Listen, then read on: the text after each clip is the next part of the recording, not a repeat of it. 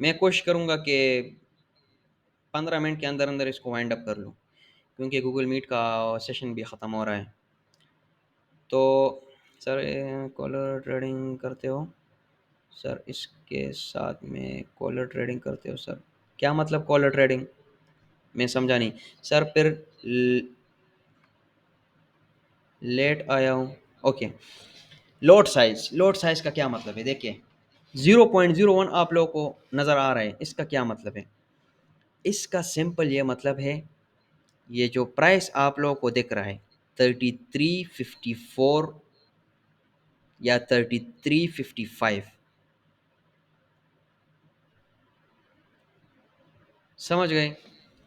जब मार्केट 3355 से 3356 जाएगी तो आप लोगों को $1 प्रॉफिट होगा या $1 लॉस होगा। मिसाल के तौर पर मैंने ट्रेड लगा ली 0.01 के साथ, मैं आ गया, क्या मतलब? ये मैंने सेल कर दी। इसका क्या मतलब है? अगर मार्केट 3354, आप लोग को दिख रहा है 3354, 3354.78 से 3355.78 तक जाएगी तो मुझे $1 का लॉस होगा। जब मार्केट में $1 की ऊपर मूवमेंट आएगी तो मेरे पास $1 का लॉस होगा। जब मार्केट $1 मूवमेंट नीचे आएगी तो मेरे पास $1 का प्रॉफिट होगा। यहां तक समझ गए हो? 0.01 का मतलब ये है। अब हम दोबारा आ जाते हैं। अब अगर मैं चाहूँ इसको मैं क्लिक करके यहाँ पर एडिट कर सकता हूँ। मैं चाहूँ इसको 0.02 कर लूँ। देखिए नंबर से ही जाहिर है, जितना ये नंबर बढ़ता रहेगा उतना हमारा प्रॉफिट या उतना हमारा लॉस बढ़ता रहेगा। क्या मतलब है इसका? मैंने 0.02 के साथ मैंने बाय कर लिया। अब इसका क्या मतलब है? अब अगर मार्केट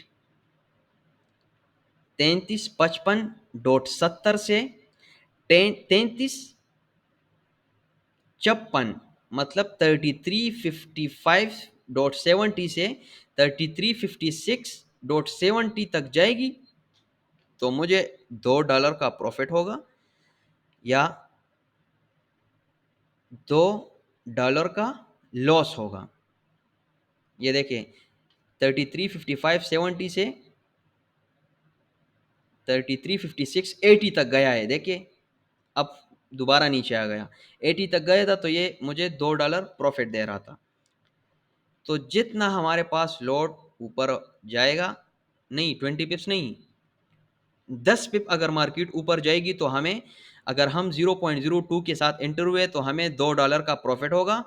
अगर 10 पिप नीचे आएगी तो हमें $2 का नुकसान होगा, क्योंकि हम 0.02 के साथ एंटर हुए हैं, ना कि 0.01 के साथ एंटर हुए।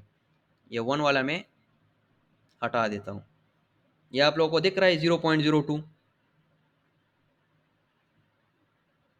समझ गए आप लोग? सबसे मिनिमम लोड 0.01 है, इससे कम नहीं है।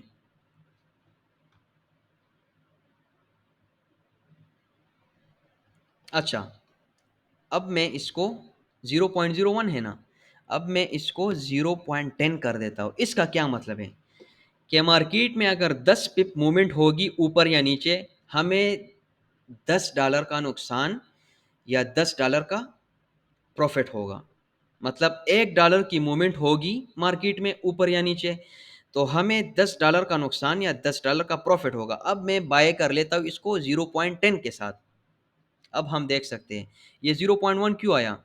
0.1 इसलिए आया क्योंकि 1 के बाद वाला हिस्सा ये हमें शो नहीं करता। अब ये देखिए 3356, 3356.29 से मैंने सेल किया है। अब अगर मार्केट 3355.29 तक आएगी तो मुझे $10 का नुकसान होगा। भाई गोल्ड के $1 10 पिप होते, बिल्कुल ठीक हो गया। जब मार्केट 3355.29 तक आएगी तो मुझे $10 का नुकसान होगा। अब ये आ रही है, देख रहे हैं आप लोग?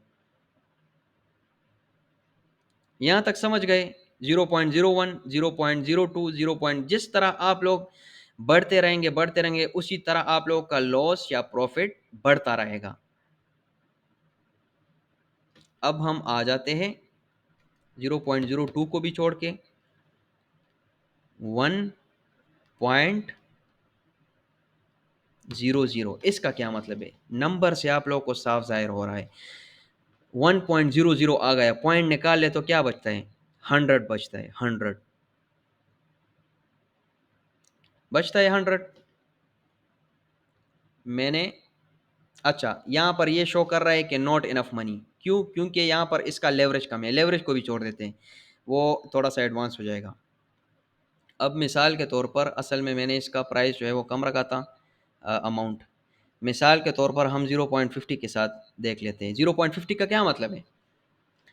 0.50 का मतलब ये है कि अगर मैं बाय या सेल कर लूँ, जब मार्केट में $10 की, सॉरी 10 पिप की, 10 पिप का क्या मतलब है? $1 की मूवमेंट आएगी तो मुझे $50 का फ़ायदा होगा या $50 का नुकसान होगा। हम देख लेते हैं कि ये लग रहा है कि नहीं। हाँ, ये लग चुका है, देखिए 0.50। अब आप लोग देख सकते हैं 54.27 से मैंने बाई किया है। अब ये 53.8 या 54 तक है तो ये मुझे $14 नुकसान पहुंचा रहा है। अब अगर ये 3355.27 तक जाएगा तो मुझे ये $50 प्रॉफिट देगा। मतलब $1 की मूवमेंट मार्केट में आएगी तो मुझे $50 नुकसान या $50 प्रॉफिट होगा। लोड पे समझ चुके हैं कि नहीं?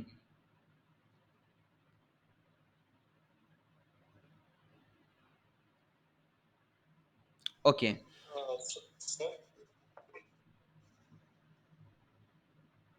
जी जी, बोले बोले।